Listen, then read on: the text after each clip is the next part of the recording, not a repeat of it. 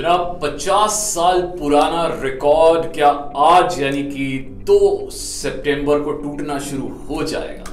कौन सा रिकॉर्ड है, किसकी बात कर रहे हैं, अभी बताएंगे आपको। क्रिकबाजी शुरू हो गई है। मैं हूं राहुल मार्केट, मेरे साथ है शिखर वाशने एंड लॉजी। बिल्कुल नया लेटेस्ट पॉडकास्ट आपके सामने है जी क्रिकबाजी का। 50 साल लंबा रिकॉर्ड है। आज से 50 साल पहले इंडिया ने ओवल में एक टेस्ट जीता था अगेंस्ट इंग्लैंड। 50 साल का सूखा पड़ा। 50 साल से हमने कोई टेस्ट ही नहीं जीता है। ओवल में नहीं जीता। दिस इज तो काफी बेइज्जती वाली बात है यार। हाँ, तो क्या लग रहा है फिर आज क्या प्रेडिक्शन है आपकी कि जीत पाएंगे नहीं जीत पाएंगे क्या? वो आज तो शुरुआत है, तो 5 दिन यहाँ से बाकी हैं। अब सब कुछ डिपेंड करता है सबसे पहले टॉस पे, दूसरा कि टीम की सिलेक्शन क्या की है। तो ये इस चीज में बहुत सारे सवाल उठ रहे हैं। इनफैक्ट बहुत सारे कमेंटेटर्स ने, मीडिया ने, क्रिटिक्स ने हर तरीके से बहुत ज्यादा क्रिटिसाइज किया है इंडियन टीम सिलेक्शन को।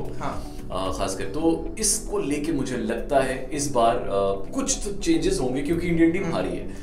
अगर जीते होते तो हो सकता है बिल्कुल चेंज। और इंग्लैंड की टीम में क्या कुछ चेंजेस एक्सपेक्ट कर रहे हो यार? एक तो जोस बटलर, वो तो एविडेंट चेंज है। उसके बाद क्रिस वोक्स का मुझे लगता है वो सैम करन की जगह आ जाएगा। He will replace Sam Curran. Yes, बस सैम करन ने तो अच्छा परफॉर्म किया है। बट मुझे लगता है क्योंकि क्रिस वोक्स फिट हैं और क्योंकि उनकी बॉल बाउंस भी करती है और ये पिच ऐसी है जो स्विंग बहुत ज्यादा नहीं होती है पर बाउंस होती है। सो मुझे लगता है थोड़ा सा स्पिन भी है। हाँ, स्पिन तो है। और यहीं पे फिर हमारी जहाँ टीम सिलेक्शन की बात आती है तो फिर अश्विन का नाम घूम घूम के आता है, बार बार आता है। रीजन नंबर 1 की भाई 2 मैच हो गए अभी तक अश्विन को खिलाया नहीं गया। और रीजन नंबर 2 की जडेजा जो है वो थोड़े से इंजर्ड है। नहीं, वो फिट हो गए। अच्छा, he is ready to play. Okay, वो फिट हो गए हैं, आज के मैच के लिए अवेलेबल हैं। अब उनको खिलाया जाता है कि नहीं खिलाया जाता वो हमें नहीं पता। बट यस, एक चीज जो बहुत इंपॉर्टेंट है, अश्विन का सिलेक्शन। यार बहुत ज्यादा चैनल्स में इस बारे में बात हो रही है कि अश्विन को लेना चाहिए कि नहीं लेना चाहिए, पर मुझे लगता है लेना चाहिए। नो ऑफेंस टू जडेजा, उसने अपना पार्ट तो प्ले किया है एज एन ऑलराउंडर। जो 30 हम जडेजा और अश्विन दोनों को क्यों नहीं खिला सकते? अब देखो ना, मतलब नॉर्मली ओवल का जो कल्चर रहा है, जब टीम सिलेक्शन होती है वहां पे ऐसा रहता है कि 2 स्पिनर्स और 3 फास्ट बॉलर्स। मतलब नॉर्मली जो जाता है। इंग्लैंड के पास ऑप्शन नहीं है स्पिन का एक्स्ट्रा, इसीलिए वो नहीं खिला रहे। और हम इस सिलेक्शन के साथ इंडिया में तो सारे मैच खेलते ही हैं, 2 स्पिनर और 3 फास्ट बॉलर। ओवल एक ऐसी पिच है जहां बैट्समैन का ज्यादा थोड़ा हावी रहता है, तो इसीलिए मुझे लगता है कि यहाँ पे अश्विन, और ऑफ कोर्स अश्विन को तो लेना भी चाहिए क्योंकि उन्होंने ओवल के ग्राउंड में ही कुछ ही दिन पहले आई थिंक 6 विकेट ली थी। तो इसी मैदान पे उन्होंने ली थी। तो मुझे कोई रीजन नहीं लगता कि उनको ड्रॉप किया जाएगा और उनको नहीं लिया जाएगा। चलो, इंडियन टीम में एक चेंज ये हो गया कि अश्विन को आप चाह रहे हो ईशांत शर्मा की जगह। दूसरा, बैटिंग में कुछ चेंज देखना चाहोगे? बैटिंग में मुझे नहीं लगता कि कोई चेंज होगा। अगर होता है तो शायद रहाणे।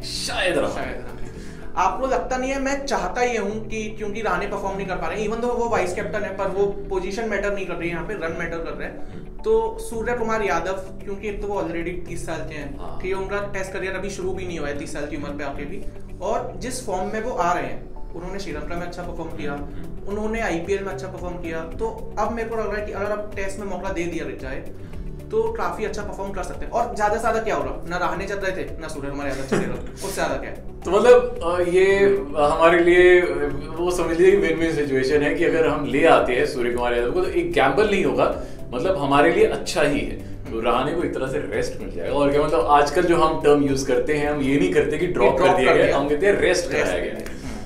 हालांकि यहाँ पे अगर देखा जाए तो रेस्ट की जिन 2 प्लेयर्स को सबसे ज्यादा जरूरत है, number 1 is Siraj, number 2 is Bumrah, जो बहुत ज्यादा टायर्ड हो चुके हैं। बट क्योंकि अभी टेस्ट मैच जीतने की जरूरत है तो हम ये तो हमारे इनफॉर्म बॉलर्स हैं। सीरीज 1-1 से बराबर है, जिनको को नहीं पता है उन्हें बता दूं। तो ये मैच काफी ज्यादा डिसाइडिंग स्टेज तय करेगा कि ये अगले जो 5 मैचों की सीरीज है वो कहां तक जाएगी।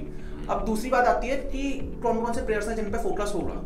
मेरे का पर्सनली फोकस होगा इंडियन टीम से रोहित शर्मा पे, क्योंकि वो स्टार्ट अच्छी दे रहे हैं। और अभी रैंकिंग्स में भी जो आईसीसी की नई रैंकिंग्स आई है, नंबर 5 पे पहुंच गए, उनके करियर बेस्ट रैंकिंग है, 5 नंबर पे पहुंच गए। कोहली को भी मतलब उसको पीछे 2015 के बाद से पहली बार ऐसा हुआ है कि विराट कोहली टॉप 5 की पोजीशन में नहीं है आईसीसी टेस्ट रैंकिंग में, और जो रूट नंबर 1 पे पहुंच यार वो बंदा इतनी सेंचुरी मार रहा है, वो नंबर 1 पे नहीं होगा तो और कौन। तो बहुत सारे चेंजेस हो सकते हैं इंडिया के लिहाज से अगर देखें, बिकॉज ऑब्वियसली इंडिया हारा भी है। हालांकि अगर प्रेस कॉन्फ्रेंस को जहन में रख के सोचा जाए जो थोड़े दिन पहले विराट ने की थी, he was very confident, he was saying कि भाई हमें सिचुएशंस ऐसी चाहिए होती हैं, हम तभी बाउंस बैक करते हैं, हमें ऐसी सिचुएशन मिले तो हम जहां जहां हम पर डाउट किया जाता है वहां पे हम और ज्यादा निखर के आते हैं। सर मैं आपसे 2 वर्ड कहना चाहूंगा, ओके थैंक्स। Okay thanks. हां ओके थैंक्स। प्लेयर मेरे होंगे इंग्लैंड की टीम से वॉच आउट करने के लिए, वो होंगे जॉनी बेस्टो, क्योंकि उनके साथ भी सेम दिक्कत हो रही है कि वो चिंगारी तो निकाल रहे हैं अपनी, पर वो आग में कन्वर्ट नहीं कर पा रहे। तो ये चाहते हैं चिंगारी बुझ जाए, और इनफैक्ट मैं तो यही चाहता हूं कि इस मैच में स्पेशली एक अच्छी पारी विराट की आ जाए और एक गंदी पारी रूट की आ जाए, 2 गंदी पारियां रूट की आ जाए, बस ये टेस्ट मैच अपना है जी। और क्योंकि यही वो मैदान है जहां पर रिसेंटली पंत ने और केएल राहुल ने सेंचुरीज मारी हुई हैं उनके लास्ट टेस्ट में, तो देयर इज नो चांस कि इंडिया नहीं जीत सकता है। ड्रॉ तो हो ही सकता है क्योंकि ये बैटिंग फ्रेंडली पिच है, ड्रॉ नहीं जीत के साथ हम लोग के फेवर में जा रहा है ये ग्राउंड, कि एक तो आप देखो कि 5 दिन बारिश ज्यादा नहीं है, दूसरा बैटिंग कंडीशन है तो बैटिंग फ्रेंडली पिच है, और तीसरा थोड़ा स्पिनर्स को भी मदद मिल रही है। तो इंडिया के पास जिस क्वालिटी के स्पिनर है अश्विन और जडेजा, और अगर हम अक्षर पटेल को भी रहे हैं कि सपोज जडेजा इंजर्ड है तो फिर हमारे पास स्पिन ऑप्शंस भी अच्छे हैं, बैटिंग हमारी सही चल ही रही है। एक बस रहने वाली दिक्कत है, वो शायद से रिजॉल्व हो जाए इस मैच में। कुछ ही मोमेंट्स में आपको पता चल जाएगा जैसे ही टॉस होता है, ऑब्वियसली कंडीशंस के हिसाब से देखा जाएगा पहले, और मुझे तो लगता है यार कि रहाणे को मतलब एक मैच के लिए चांस देके देखना चाहिए। सूर्य कुमार यादव को बुलाया गया है और फिर भी चांस नहीं दे रहे। अभी 2 चेंजेस और हो सकते हैं, शार्दुल ठाकुर को रख सकते हैं, अब किसको निकालेंगे उनकी जगह ये नहीं पता, तो हो सकता है शांत की जगह शार्दुल ठाकुर को ले। Too much confusion. मैं इतना कंफ्यूज नहीं करना चाहूंगा। मैं राहुल भाई की तरफ सवाल फेंकता हूँ कि अब आप ऑडियंस से सवाल पूछो, क्रिकेटबाजी का बाजी जो हम करते हैं, तो आप ऑडियंस से पूछो आज का सवाल क्या है।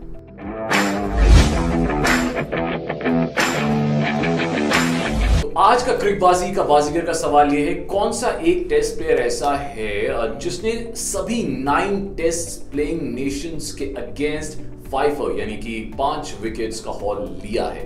और एक हल्का सा हिंट दूंगा, एक हल्का सा क्लू के उस बंदे ने थोड़े ही दिन पहले अपनी रिटायरमेंट अनाउंस की है फ्रॉम ऑल फॉर्म्स। और अब किसी ने भी 9 प्लेइंग नेशंस के अगेंस्ट विकेट लिया है तो काफी लेजेंडरी प्लेयर होगा, नो डाउट।